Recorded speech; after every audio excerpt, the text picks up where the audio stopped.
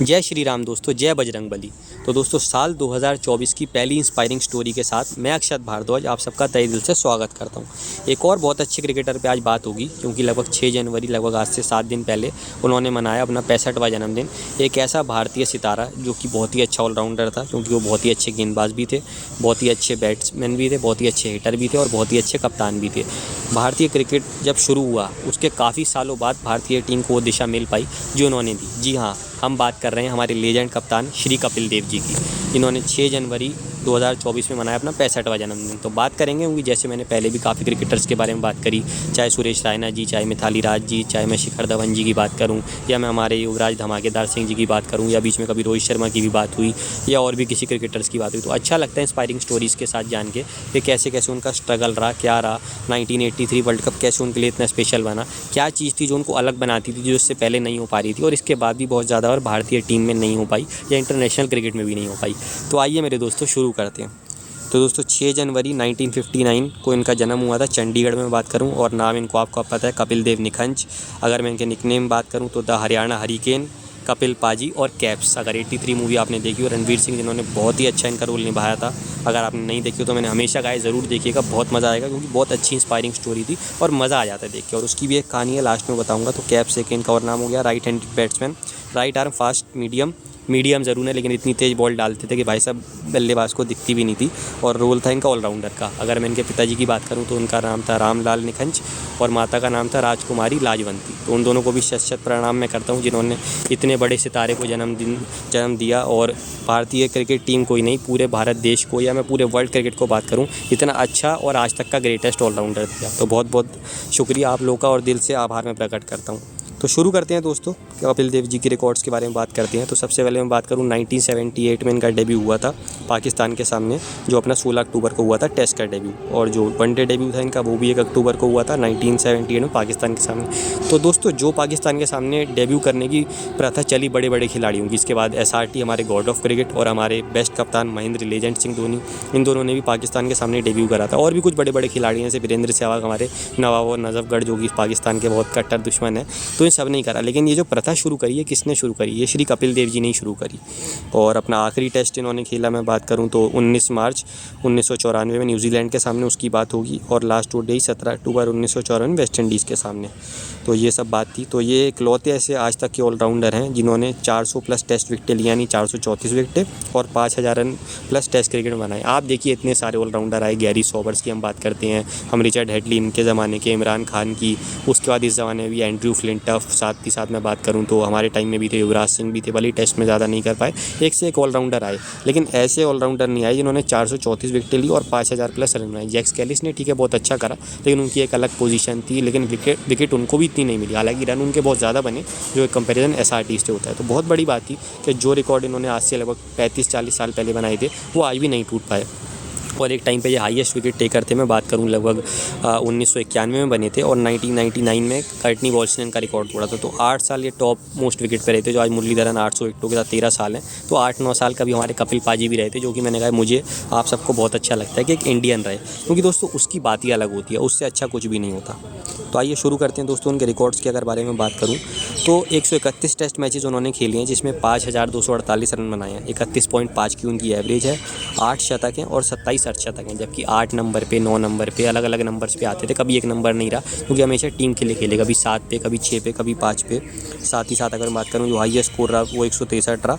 और ODI cricket इनका सबसे बेस्ट फॉर्मेट, 225 मैच, 3783 रन, 23.79 की एवरेज, 1 शतक जो कि बहुत बड़ा था। आपको पता है कौन सा उसकी बात होगी, 14 अर्धशतक, और बेस्ट स्कोर 175, जो कि मैंने कहा उसकी बात तो होनी है।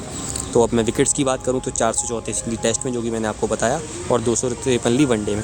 कितने अच्छे आंकड़े आप इससे अंदाज़ा लगा सकते हैं। अगर मैं इनकी सेंचुरीज़ की बात करूं तो आप इसी से अंदाज़ा लगा लीजिए कि वेस्ट इंडीज़ के सामने उन्होंने 3 शतक लगाए, इंग्लैंड के सामने 2, ऑस्ट्रेलिया 1, श्रीलंका 1, साउथ अफ्रीका 1 और जिम्बाब्वे, यानी टोटल 9 इंटरनेशनल शतक इन्होंने लगाई, जिसमें वनडे में 1 था और टेस्ट में 8 थे। तो उसमें अच्छी बात क्या थी कि वेस्ट इंडीज़, इंग्लैंड, ऑस्ट्रेलिया, जो कि उस टाइम की बहुत बड़ी बड़ी टीमें थी, उन सब के सामने उन्होंने शतक लगाया, वो बहुत बड़ी बात थी। टेस्ट क्रिकेट में अगर मैं इनकी कप्तानी की बात करूं तो 34 मैचों में मात्र 1 टाई है, मात्र 4 जीते हैं और 7 हारे हैं, मात्र ही कहूँगा इसको भी, लेकिन 22 ड्रॉ है, क्योंकि उस टाइम पे पाटा विकेट होते थे और मैच ड्रॉ होते रहते थे। लेकिन वनडे में आंकड़ा बिल्कुल बदल जाता है, क्योंकि वहाँ 74 मैच हैं, 33 हार जरूर हैं, 2 नो रिजल्ट भी हैं, लेकिन वहाँ अच्छी बात थी 39 मैचों में इनको जीत भी मिली। और उसमें अच्छी बात क्या थी कि ऑस्ट्रेलिया के सामने भी इन्होंने 9 मैच जीते, इंग्लैंड के सामने 3 जीते, न्यूजीलैंड के सामने 6 जीते, वेस्ट इंडीज़ के सामने 3 जीते और 2 महत्वपूर्ण जीते, श्रीलंका के सामने 10 जीते, पाकिस्तान के सामने 4 और जिम्बाब्वे भी तब एक अच्छी टीम थी, उनके सामने भी 4 जीते। अगर इनका सबसे बड़ा मेडल आज तक का कोई माना जाए, जो कि अब एक मेडल दिया जाता है कि सबसे बड़ी अचीवमेंट करियर की, तो वो है इनका 1983 वर्ल्ड कप, उसके बारे में बात होगी। साथ ही साथ अगर मैं बात करूँ तो ये है कि 356 मैच इन्होंने टोटल खेले हैं अगर बैट के साथ में बात करूँ, और 9031 रन बनाए हैं और 27.5 की एवरेज है, 9 शतक और 175 हाईएस्ट। अगर मैं वनडे क्रिकेट में मैं बॉलिंग की बात करूँ तो 356 मैच, 687 विकेट, 28.8 की एवरेज और 24 5 विकेट हॉल, और उसमें अपना 9 विकेट ली, 83 रन देखे, तो आप अंदाज़ा लगा सकते हैं। और क्या थी इनकी स्पेशलिटी ये थी कि 1992 में एक मैच हो रहा था इंग्लैंड में, जब SRT ने अपना पहला शतक लगाया था, लेकिन वो चौथी इनिंग में आया था। दूसरी इनिंग में भारत को 24 रन चाहिए थे और स्ट्राइक पे नॉन स्ट्राइकर एंड पे खड़े थे जवागल श्रीनाथ। उन्होंने कहा यार कपिल पाजी 24 रन चाहिए फॉलो ऑन बचाने के लिए, तो क्या करें। कपिल पाजी ने कहा अरे तू ठंड रख, मैं देखता हूँ। 4 बॉलों पे दोस्तों लगा दिए 4 छक्के और फॉलो ऑन अवॉइड कर दिया, और भारत ने फॉलो ऑन अवॉइड करा और चौथी इनिंग में शतक लगाया SRT ने और मिला था नया सितारा। तो सचिन ने कहा जो कपिल पाजी ने 4 छक्के लगाए उसने मुझे बहुत मदद करी है दिखाने के लिए कि कभी भी हार नहीं माननी चाहिए। तो कपिल पाजी की सबसे बड़ी स्पेशलिटी यही थी। और अगर मैं साथ ही साथ बात करूं तो अब ये है कि इनके जो 1983 वर्ल्ड कप की कहानी थी उसके बारे में बात होगी। बस कुछ और जो रिकॉर्ड्स हैं, जैसे ये है कि अभी Bumrah man of the series बने, तो एक रिकॉर्ड निकल के आया था कि अगर सबसे ज़्यादा मैन ऑफ द सीरीज़ की बात की जाए सीना कंट्रीज़ में, south Africa, New Zealand, Australia, England, तो राहुल द्रविड़ के नाम 3 हैं, हमारे कोच साहब बुमराह के नाम 2 हैं और कपिल देव जी के नाम 2 हैं। यानी आप लगा लीजिए बाहर कितना मुश्किल होता है मैन ऑफ द सीरीज़ बनना। और उस टाइम में जब वो टीमें, तो आपको पता ही कितना अच्छा खेलती थी। अगर मैं सबसे ज़्यादा 5 विकेट हॉल की बात करूँ इंडियन फास्ट बॉलर्स की, तो ईशांत शर्मा की भी 11 हैं, इतने अच्छे बॉलर हैं। शमी के तो खैर मतलब कितनी भी आप तारीफ़ कर लो, अभी अर्जुन अवार्ड जीते हैं, बहुत बहुत मुबारकबाद भी सबने दी। 11 विकेट 11 बार, जसप्रीत बुमराह 11 बार, ज़हीर खान 12 बार, जवागल श्रीनाथ जी भी 13 बार, लेकिन कपिल पाजी 24 बार। तो आप इससे अंदाज़ा लगा सकते हैं कि कितनी बार ये 5 विकेट हॉल लेते थे। स्ट्राइक रेट की मैं बात करूँ तो वार्नर अभी रिटायर हुए, तो 70.18 का उनका स्ट्राइक रेट था। सर विवियन रिचर्ड 70.19, और पहले पे अपना हमारे वीरू पाजी इंडियन, नवाब नजफगढ़। बेस्ट स्टैट्स के बैट्समैन अगर मैं डिस्ट्रक्टिव की बात करूँ, डिस्ट्रक्टिव ओपनर या स्ट्राइक रेट की 82.83। नंबर 2 पे गिल्ली हमारे बहुत फेवरेट 81.95, और तीसरे में हमारे कपिल पाजी यानी हरियाणा हरिकेन 80.91। तो आप इससे अंदाज़ा लगा सकते हैं कि किस स्ट्राइक रेट से वो बल्लेबाजी करते थे। अब दोस्तों जो कुछ लोगों को अगर गलतफहमी ये हो गई हो क्या, ठीक है बाकी लोगों ने तो अच्छा खेला था, जैसे मैं यशपाल शर्मा जी की बात करूं, लेट यशपाल शर्मा जी 240 रन उन्होंने उस वर्ल्ड कप में बनाए, 237 रन और 8 विकेट ली महेंद्र अमरनाथ जी ने, और फाइनल में मैन ऑफ द मैच भी थे, और सेमीफाइनल में भी। जो गौतम गंभीर की बात बहुत अच्छी भी लगी कि आप और लोगों का भी नाम लिया करो जो हम हमेशा खुद भी कहते हैं। 216 रन संदीप पाटिल जी के थे, 156 रन श्रीकांत के थे, 18 विकेट रॉजर बिन्नी की थी, 17 विकेट मदन लाल जी की थी, और 8 विकेट बलविंदर संधू की थी। और सनी भाई का अपना एक्सपीरियंस था, कीर्ति आज़ाद की अपनी बहुत बड़ी विकेट सेमीफाइनल की थी, रवि भाई का अपना एक्सपीरियंस था, हर किसी का अपना था। लेकिन अगर किसी को दोस्तों कभी ये गलतफहमी हो जाए ना कि कपिल पाजी ऐसी वर्ल्ड कप जीत गए, तो दोस्तों मैं आपको ये बता दूं 1975 और 79 में बस एक ही चीज़ कॉमन नहीं थी कि कपिल पाजी उस टाइम नहीं थे। अगर कपिल पाजी होते ना, मतलब 79 वर्ल्ड कप में तो खेले थे, लेकिन कप्तान नहीं थे। तो जब एक कप्तान बदलता है ना तो बहुत फ़र्क पड़ जाता है। 2007 में राहुल द्रविड़ कप्तान थे, बट आप वर्ल्ड कप नहीं जीते, कोई डिसरेस्पेक्ट नहीं है, लेकिन 2011 में आप जीते, दोनों बारी टीम बढ़िया थी। तो आप सिर्फ ये कह दो कि महेंद्र सिंह धोनी बढ़िया टीम होने की वजह से जीत जाए, ये तो लाजमी नहीं है ना। रोहित शर्मा 2023 में आप देखिए इतनी अच्छी टीम थी, 100 नहीं यार 1000% दे दिया एक आदमी ने, लेकिन नहीं जीत पाया ना। तो कैसे जीता कपिल पाजी ने, अगर मैं बात करूँ 303 रन उस वर्ल्ड कप में बनाए, जो कि हाईएस्ट रन थे वर्ल्ड कप में इंडिया के लिए नहीं ओवरऑल। अब आप लगा लीजिए किस नंबर पे आते थे, 6, 7, 8। बेस्ट स्कोर उस वर्ल्ड कप का बना 175, उसकी बात होगी। 7 कैचे ली सबसे ज़्यादा। बेस्ट फिगर्स उस वर्ल्ड कप में 43, 5 विकेट, जब ऑस्ट्रेलिया के सामने 300+ रन भारत ने दे दिए थे तब। साथ ही साथ मैं और भी बात करूं तो हर खिलाड़ी उनका, जो 2011 टीम में थोड़ी कमी भी दिखती है कि श्रीसंत गंभीर लड़ाई कर रहे हैं, गंभीर हरभजन सहवाग धोनी की बात बनाते हैं, गंभीर और कोहली लड़ जाते हैं, कभी कोई कुछ करता है। वहाँ जो 13 लोग थे, अब यशपाल शर्मा जी तो उसमें नहीं रहे, वो सब हमेशा कहते थे हमारे कप्तान है कपिल पाजी। वो बहुत अच्छा लगता था कि सब में कोई एका दिखता था, और उन सबको भी क्रेडिट जाता है। चाहे मैंने बात करी लेट यशपाल शर्मा जी की मैंने बात करी, अमरनाथ जी की मैंने बात करी, संदीप पाटिल जी की मैंने बात करी, श्रीकांत चीका जी की, रॉजर बिन्नी की, मदन लाल की, बलविंदर संधू की, सुनील वाल्सन जी जिन्होंने मैच भी नहीं खेला तब भी कपिल पाजी की तारीफ़ करते थे कि यार वो जितना कर सकते हैं उन्होंने मेरे लिए करा हमेशा। साथ ही साथ मैं अगर और भी लोगों की बात करूँ तो जैसे मैंने सनी भाई की बात करी, मैंने अपने रवि भाई की बात करी, हमारे जो कोच साहब थे, तो सभी लोग थे, लेकिन सभी लोग हमेशा लोहा मानते हैं। बीच में सनी भाई को ज़रूर थोड़ा लगा कि यार कपिल को ज़्यादा प्रेफरेंस नहीं मिल रही, लेकिन ठीक है, सनी भाई भी बाद में समझे कि यार मैं अपना टेस्ट में एक अलग बल्लेबाज हूँ, लेकिन जो रोल कपिल पाजी का है वो कपिल पाजी का ही है कि सनी पाजी ने ज़रूर ड्रॉ करा है टेस्ट मैचेस। जीत तो खैर तब कमी मिलती थी, जितना वो कर सकते थे उन्होंने करा, लेकिन जो आपको जिताना शुरू करा वो कपिल पाजी नहीं करा। अब वो कैसे?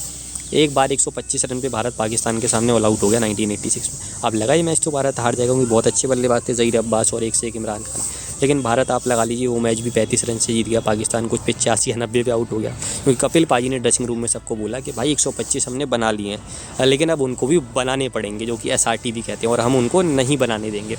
होता है, मैं ये नहीं कह रहा हूँ, बहुत बार लोग कहेंगे यार धोनी ने भी कहा था 130 चैंपियंस ट्रॉफी बचा लेंगे और बचा लिए थे, रोहित ने भी क्या पता कहा 243 या 41 जो भी थे बचा लेंगे, नहीं बचा पाए, मैं ये नहीं कह रहा हूँ, लेकिन एक कॉन्फिडेंस होता है कि आदमी कहे भाई इतने बना लिए हैं, अब इनको भी बचाने पड़ेंगे, इन लोगों को भी बनाने पड़ेंगे और हम उनको बनाने नहीं देंगे। जब वर्ल्ड कप हुआ तो पहले दोनों मैचों में भारत ने वेस्ट इंडीज़ और जिम्बाब्वे को हरा दिया, थोड़े खिलाड़ी ओवर कॉन्फिडेंट हुए, जो कि 83 मूवी में दिखाया गया, फिर ऑस्ट्रेलिया के सामने हारे, वेस्ट इंडीज़ के सामने हारे, तो डाउन हो गई टीम, और जिम्बाब्वे के सामने जब प्री क्वार्टर फाइनल तो भारत 17 पे 5 हो गया था।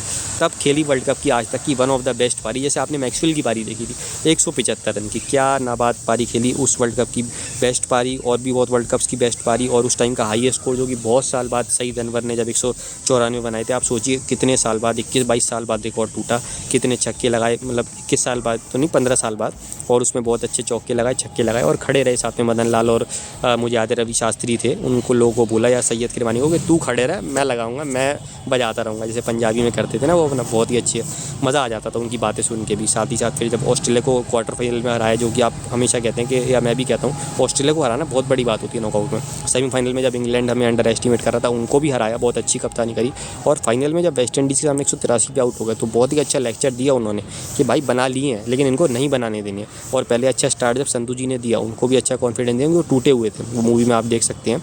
और फिर जब रिचर्ड्स मार रहे थे तो मदन लाल जी ने ओवर मांगा तो दिया एज ए कैप्टन, और खुद भाग के आज तक की पकड़ी one of the best catch. और वहाँ से फिर वो ऑस्ट्रेलिया वाली उनमें काबिलियत या वेस्ट इंडीज़ वाली या खुद की उनकी अपनी काबिलियत कि मैं जब आ गया फंस लूँगा, अब इसको जाने नहीं दूंगा। क्रैम्प आ गया था क्लाइव लॉयड जी के, तो उनको कहा इनको अंदर बॉल डाल ताकि ये स्टेप आउट करके मारे, और खुद वहाँ सामने खड़े होकर कैच पकड़ ली। मास्टरमाइंड जिसको आप कहते हैं, SRT, Ricky Ponting, MS Dhoni, Steve Waugh, आप एक से एक नाम ले सकते हैं, बहुत ही अच्छे। जैसे बार हमारे पैट कमिंस को देखा गया, रोहित शर्मा को देखा गया, तो ये जो जुझारूपन उनमें था कि भाई जीतना है, जीतने आए हैं। जैसे जब मूवी आप देखेंगे 83 तो उसमें उन्होंने कहा वी हेयर टू विन, लोग तब उन पे हंस रहे थे, तो हंस रहे, और आप देखो बाद में उनका क्या अंजाम हुआ, सब लोग छिप गए, भाग गए, और इंग्लैंड के राजकुमार से ट्रॉफी ली। और अगले वर्ल्ड कप में भी भारत 5 मैच जीता था लगभग, यानी आप लगा सकते हैं कि लगभग मैं बात करूँ तो 9 मैच उन्होंने शायद अपनी कप्तानी में वर्ल्ड कप में जीते हैं, और मात्र 2-3 मैच ही आ रहे हैं, 2 मुझे याद है 83 वर्ल्ड कप में और एक आध 87 में, और उनका और धोनी का कॉमन था, धोनी का भी ऐसे ही रहा, एक आध 2 अपना 11 में अच्छे नहीं गए थे, फिर 15 में सारे जीते और सेमीफाइनल हार गए। लॉर्ड्स में पहली बार टेस्ट मैच जितवाया, उसके बाद धोनी ने 2014 में जितवाया, यहाँ पे भी धोनी और वो कॉमन थे, तो वो उनमें एक बहुत अच्छा कॉमन लगता था हमेशा। विराट कोहली ने एक टेस्ट मैच 2021 में जितवाया था, तो पहली बार जब भारत इंग्लैंड में टेस्ट सीरीज जीता था 1971 में, तीसरी बार जीता 2007 में 1-1-0 से, दोनों बार 3-3 मैच की, लेकिन तब 3 मैच की जीता 2-0 से। किसकी वजह से? बहुत ज़्यादा क्रेडिट जाता है कपिल पाजी को। वेंकसरकर जी ने तीनों मैचों में शतक लगाया, लेकिन जो कपिल पाजी की कप्तानी थी, जो डेटर्मिनेशन था, कहते हैं कपिल डेटरमाइंड कपिल देव, बिल्कुल सही कहते हैं, क्योंकि वो उनमें डेटर्मिनेशन तो ज़्यादा कि यार हारना नहीं है, जब तक लास्ट रन बनना जाए जीतने नहीं दूंगा मैं। कभी कभी ऐसा हुआ कि 2 रन बचे थे और 2 विकेटें बची थी, जो धोनी की कप्तानी में भी आपने कुछ मैच ऐसे दिखे, तब भी टीम को जिता के लिया है, तो बहुत ही अच्छे थे और मज़ा आ जाता था। और जो मैंने बात बोली कि जब 1994 में 16 साल लगातार वो खेले, एक मैच मिस करा था, जो कि कुछ आपसी लड़ाई थी कपिल देव जी और गावस्कर जी की, जिसमें गावस्कर जी शायद ज़्यादा थोड़े जिम्मेदार थे, आज वो मानते भी, अच्छी बात है, हम्बलनेस इसी का नाम होता है। तो जब लगा यार 35 साल के हैं, वैसे उम्र ज़्यादा नहीं थी और 2-3 साल खेल सकते, तो 1996 का वर्ल्ड कप मात्र 14 महीने दूर था, और अगर 2 महीने खेल जाते तो 1 साल पहले टीम बन जाती थी। उस टाइम पे आज की तरह खेल नहीं होता कि 1 महीने हफ्ते पहले भी डिसाइडेड नहीं है, वर्ल्ड कप में भी डिसाइडेड नहीं है क्या होगा। कहा नहीं यार मैंने बहुत हो गया, अब और ज़्यादा नहीं खेलना है, इतना खेला है, और इतने सारे रिकॉर्ड बना के गए, सबको इंस्पायर करा। 83 मूवी बन रही थी, तो कबीर खान जी ने उनको बोला आप पे हम एक मूवी बनानी है, कहते मेरे पे मूवी मत बनाओ, पूरी जो एक टीम 83 है, मेरी सबसे बड़ी अचीवमेंट वही है, उसी पे मूवी बनाऊँ। और वहीं से आप देखिए ना, भारत ने पीछे मुड़ के नहीं देखा। 1987 वर्ल्ड कप में हारा ज़रूर, लेकिन सेमीफाइनल में जाके हारा। जैसा कि मैंने कहा कि इतने सारे मैचेस भारत ने जीते, लगभग मैंने बताया कि उनकी कप्तानी के बारे में बात करूँ तो 15 में से 11 मैच जीतना बहुत बड़ी बात थी उस टाइम में, और साथ ही साथ बड़ी बड़ी टीमों को हराना बहुत बड़ी बात थी। तो जो दृढ़ निश्चय उनका था वो बहुत बड़ी बात थी। तो कपिल पाजी बहुत अच्छा लगा, आप हमेशा इंस्पायर करते हो, बहुत अच्छा लगता है। और आपकी कमेंट्री भी जब आप हिंदी में आती थे 2012 में तो बहुत अच्छा लगता था। वो मेरी one of the best memory आपके साथ ही मैं बात करूँ नंबर 2 पे। नंबर 1 पे है 2009 में जब 5th क्लास में मैं था, तो एक चैप्टर था 1983 वर्ल्ड कप का, जिसमें कहानी सुनाई गई आपकी, और आपका ही नाम सबसे ज़्यादा हुआ। तो गंभीर को भी मैं यही कहना चाहूँगा, हमारे गौटी साहब, MP साहब मैं बोलता हूँ कि यार दूसरों को आप रिस्पेक्ट करो, अच्छी बात है, लेकिन आपने ये चीज़ बोली थी अच्छी नहीं लगी मुझे और बहुतों को भी, कि आपने कपिल देव जी का नाम ले दिया कि यार आप कपिल देव। आप ये कह सकते हो कि आप औरों का भी नाम लो, लेकिन जो आपने बोला वो गलत बोला। क्योंकि 2011 का वर्ल्ड कप मैं फिर भी कह दूंगा कि आप महेंद्र सिंह धोनी की वजह से सिर्फ नहीं जीते, आप उससे पहले SRT, आप युवराज सिंह, ज़हीर खान का भी नाम ले सकते हो, या खुद अपना गौतम गंभीर भी ले सकते हैं, रायना की भी ले सकते हैं, बिल्कुल। लेकिन आप अगर 1983 वर्ल्ड कप की बात करोगे तो जो नंबर 1 नाम आएगा ना, वो कपिल पाजी का ही आना है, श्री कपिल देव जी का। जी हाँ, तो बेस्ट मेमोरी थी। मैंने अपने पापा से पूछा कि कौन है ये, तो उनकी आपकी पूरी कहानी पता चली और उन्होंने बताया। और मैं समझ सकता हूँ 2011 में जब मैं भी, हमारी टीम वर्ल्ड कप जीती, 13 साल का, मैं 12 साल का था, तो बहुत अच्छा लगा। ऐसी तब वो 19 साल के थे। तो जैसे अगर मैं अपने फेवरेट खिलाड़ी की बात करूँ तो मैं धोनी का नाम लेता हूँ या किसी और का भी नाम लेता हूँ, तो आपके मतलब उनके फेवरेट खिलाड़ी आप थे, और बहुत लगी रहे हो कि उन्होंने आपको देखा। क्योंकि जब मुझे देख के इतना मज़ा आ जाता है, अभी जब 40 साल बने थे तो कितना अच्छा वो मैच आया, और लास्ट में देख के आंसू आ जाते हैं आपकी बात सुन के, कि अपनी आप बेटी को, जो अमिया देव जी जिनका नाम था, कि देखो बेटा मैं अभी भी तब भी दूध पी रहा था, मैंने कोई शराब नहीं पी।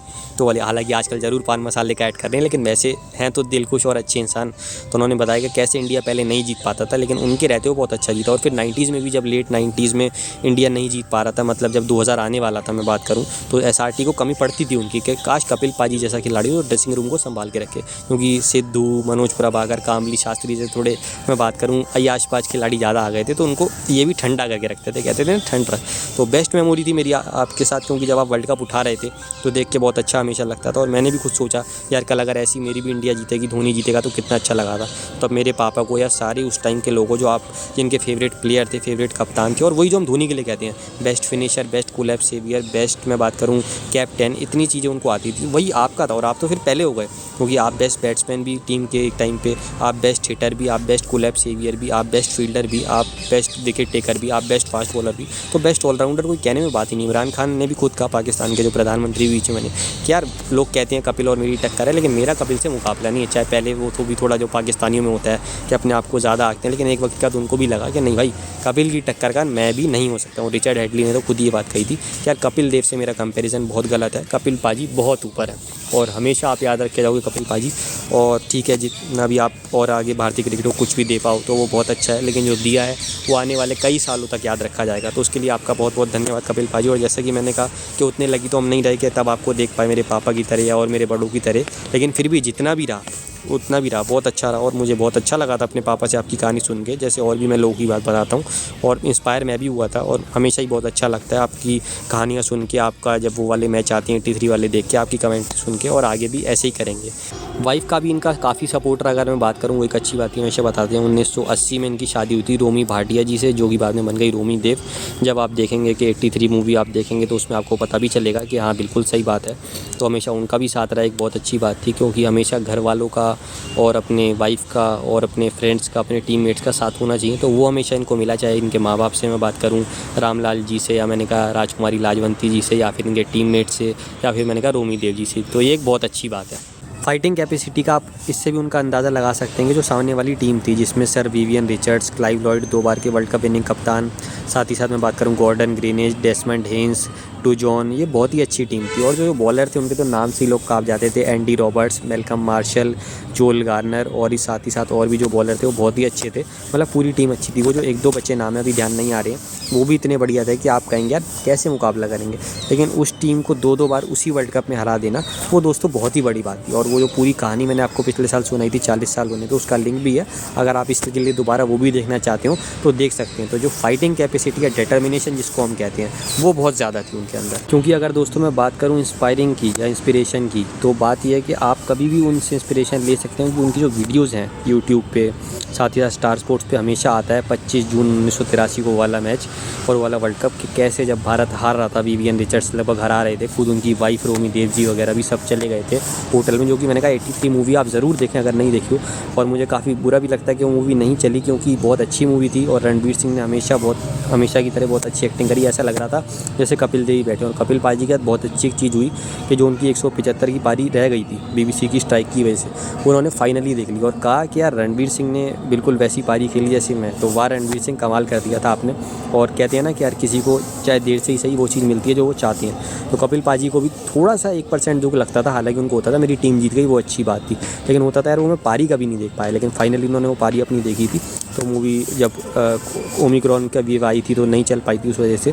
तो अगर आपने नहीं देखी हो तो देखिएगा, 2.5-3 घंटे की मूवी है। अगर कभी कभी लोग कहते हैं धोनी की मूवी देखते हैं मोटिवेट हो जाते हैं, हम डीमोटिवेट हुए होते हैं, तो यही हाल इस मूवी का भी है। क्योंकि कैसे एक अंडर एस्टिमेट टीम को एक बहुत ही नए युवा कप्तान ने आके, यंगेस्ट कैप्टन ऐसे जिन्होंने वर्ल्ड कप जीता 24 साल की उम्र में, 26 साल लगी रिकी पॉन्टिंग की उम्र भी, और धोनी के तो 29 लगे, और बाकी लोग तो और बुढ़े ज़्यादा जीते हैं। रोहित अभी अगर जीते तो 36-37 के होते, बट नहीं हो पाया, या पैट कमिंस की भी थोड़ी एज तो ज़्यादा ही है, तो उस हिसाब से बात है। तो वो जो मैंने बात बोली वो बहुत अहम है। तो उनकी वीडियोज़ मैंने कहा यूट्यूब पर आप देख सकते हैं। 6 जनवरी को उनका जन्मदिन होता है, या फिर साथ ही साथ मैंने बात करी 25 जून को हमेशा आता है, या फिर आप 83 मूवी देख सकते हैं। तो उससे आपको बहुत इंस्पिरेशन मिलेगी, ये मेरा वादा है। तो wishing U a very happy birthday Kapil पाजी। May God bless you with lot of happiness and success and good health as well। तो मिलेंगे दोस्तों जल्दी। मेरी कहानी पसंद आई हो तो लाइक और शेयर करना मत भूलिएगा, चैनल को सब्सक्राइब करना भी मत भूलिएगा। मिलेंगे एक और इंस्पायरिंग स्टोरी के साथ, और अब बात होगी 2 बहुत ही अच्छे टॉपिक्स पे, जिस पे आपको आ जाएगा बहुत ही मज़ा। साथ ही मेरी शॉर्ट्स भी देखते रहिएगा, क्योंकि अच्छी अच्छी शॉर्ट्स आएंगी, तो उसका लुत्फ़ उठाइएगा और बोलिएगा जय श्री राम, जय बजरंग बली। अगर वीडियो पसंद आई हो तो लाइक और शेयर करना मत भूलिएगा, चैनल को सब्सक्राइब करना भी मत भूलिएगा। जय हिंद, जय भारत। लहरा दो सरकशी का परचम लहरा दो।